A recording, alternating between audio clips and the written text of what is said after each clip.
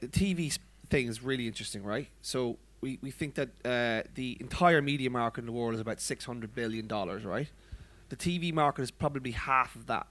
Yep. And that is a huge opportunity. So when we talked about connected TV, there's still some skepticism, but the early signs are there of where we're going to go with this, because changing habits of the millennials and most people in this room, because I doubt that anybody who's watching linear TV. I watch no linear TV. I didn't.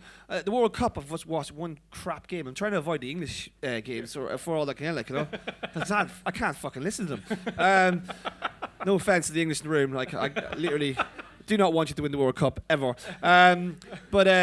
So talk about that opportunity, really, because like it's very exciting. You've got companies like Roku who've gone public. You've got, you know, a lot of the big TV manufacturers now see the opportunity because they just see it as a box, right? It's a connection. So where do you see us as an industry, programmatic, to moving into that space? Yeah, so let me just describe a little bit the evolution and then just where we're heading.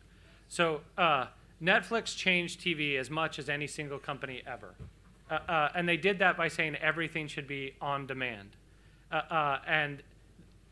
You know, they have managed to reinvent themselves a couple times, including like moving from the DVD mailing business, which was never their vision. Reed Hastings' vision was always to make content on demand.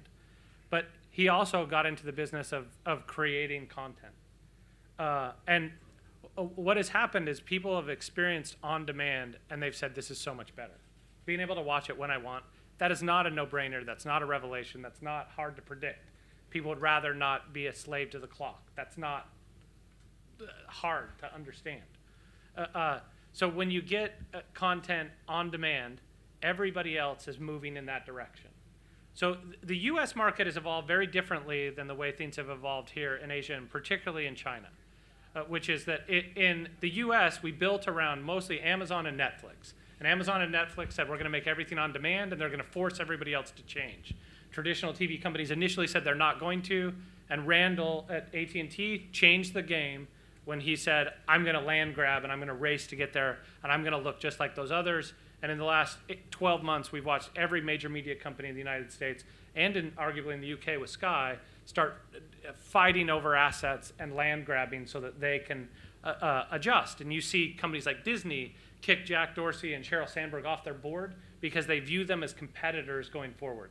That is a massive shift in the way people have thought about things. But in the middle of all that, there's the consumer. And 70% of consumers sign up for cable in the United States, and 70% have Netflix. And when you add onto that Amazon Prime, which is one of the best reasons to have Amazon Prime, aside from free shipping and just all the amazing things that come with it. You know, Amazon is a company. Every company in the world has to worry about them because they build phones, they'll build cars, they make diapers, baby wipes, they do everything. Everybody has to worry about them. But as a consumer, I fucking love them. I agree, but they literally are the most dangerous company in the world. Yeah. Because they have the distribution, they have the data, they have the search data, and then they have their own line of products. So like if you're a CPG and you're selling like shitty hand wash, right, as a brand, by the way, I'm not slagging off CPG. I love hand wash. But if you're doing that, like Amazon can literally just look and see what's happening, right? Mine that data and then basically get their own product made and start selling it. Yeah. And to your point the other day, like if you're, I think it was Wendy told me about your Duracell, like, you know, batteries. So if you say to Amazon Alexa, I want batteries, they're going to give you like Amazon labeled batteries, not Duracell. That's right. So the whole world's changed around that. It's quite interesting. It is fascinating. And I probably digressed when I talked about Amazon. I know you put me in a whole different conference there. I've got that. There was, yeah. but let me just finish the thought. So Amazon and Netflix changed the game, but what has happened is as people have paid their money to get on-demand Netflix, on-demand Amazon, as well as a cable bill, because both 70% of Americans are doing both, it's become super expensive for them. So when Hulu comes out and says, we will... Did I turn it off? No? Okay. Yeah, we got like 6 of them, so... That's an acapella. Yeah, but as the content has become has become better, and we are in the golden age of television. Content has never been better than it is, but the average cable bill has almost doubled in the last 10 years. The number of the ad to content ratio is the worst it's ever been, which is I think part of the reason why you're complaining about the World Cup. But and also Ireland are not in the World Cup, so that's the other reason I don't give a shit about it.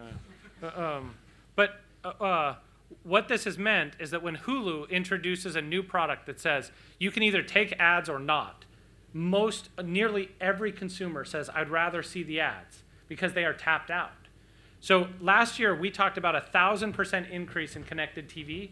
In our quarterly report Q1 this year over Q1 last year, we were up 21x. That is not the way things typically grow.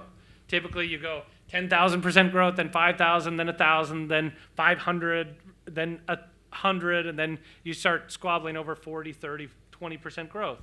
We went from 1,000% growth to 21x the year after with much, much bigger numbers. That is a commentary on TV is here. So 2 years ago, people were saying, is it ever going to happen? It is happening now. So the fact that an ad-funded models are doing so well is something that I think is also, it's fueling the U.S. market to look a little bit more like China, which is all ad-funded. Meanwhile, in China, we have way too many ads in content, but all the premium content is funded by ads, and they're swimming in inventory, and the only solution is programmatic.